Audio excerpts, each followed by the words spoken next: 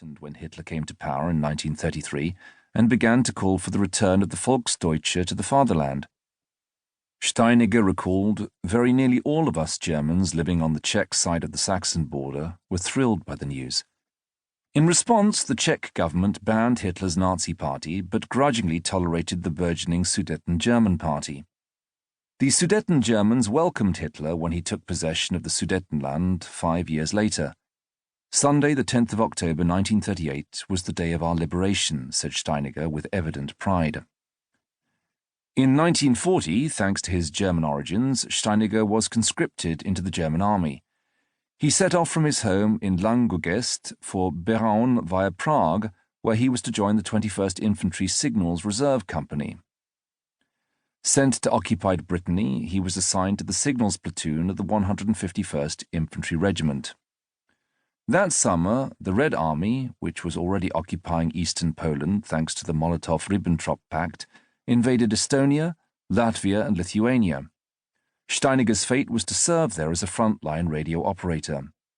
By early 1941, he and his regiment were in East Prussia ready for the invasion of the Soviet Union.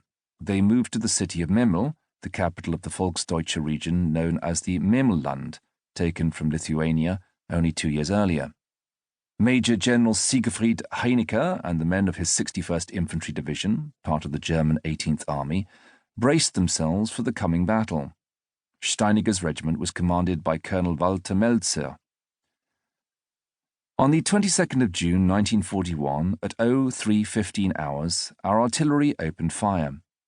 The grey dawn thundered with shell fire, noted Steiniger. Fear overcame me, I sweated, my stomach revolted.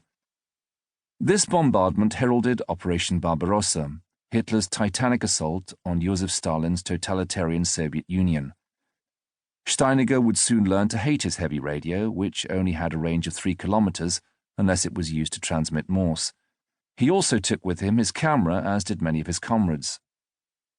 It was not long before Steiniger was witnessing the truly destructive powers of modern warfare. As we passed the mangled wreckage of Russian tanks, I glanced inside one or two. The dead Russians were seated, fallen forward, their uniforms torn, drenched in blood. It seemed to Steiniger, and indeed the rest of the German army, that nothing could withstand the Nazi onslaught. His regiment headed for the Lithuanian-Latvian border. It was apparent to Steiniger that their blitzkrieg was invincible. We came to a place where evidently our Luftwaffe had surprised the remnants of the Russian T-26 tank division during its retreat and wiped it out. He recounts with candor the terrible death of a Russian soldier.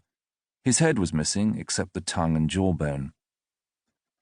Steiniger and his comrades at the end of June crossed over into Latvia and on into Estonia, where he witnessed the Red Army's total disregard for taking prisoners. While other Wehrmacht units pressed on toward the elusive prize of Leningrad, Steiniger's division was left to clear the Russians from Estonia. He notes with interest that many surrendering Soviet soldiers claimed to be Ukrainians in the hope of receiving preferential treatment. He also recalls the warm welcome received by the people of the Baltic states, glad to be rid of the Red Army. By the end of the year, he was beyond the Volkhov River and found himself enduring temperatures of minus 30 degrees Celsius. There he had to sit out the bitter Russian winter with inadequate cold-weather clothing. In the spring of 1942, the river flooded, inundating many of his division's bunkers. He was then granted leave for the very first time since being conscripted. When he returned to his unit, his company commander arranged an unauthorized ceasefire with the Russian company facing them. This permitted the men to enjoy 3 days of gloriously unhindered sunbathing. The following year, Steiniger was involved in the fierce battles around Lake Ladoga near Leningrad.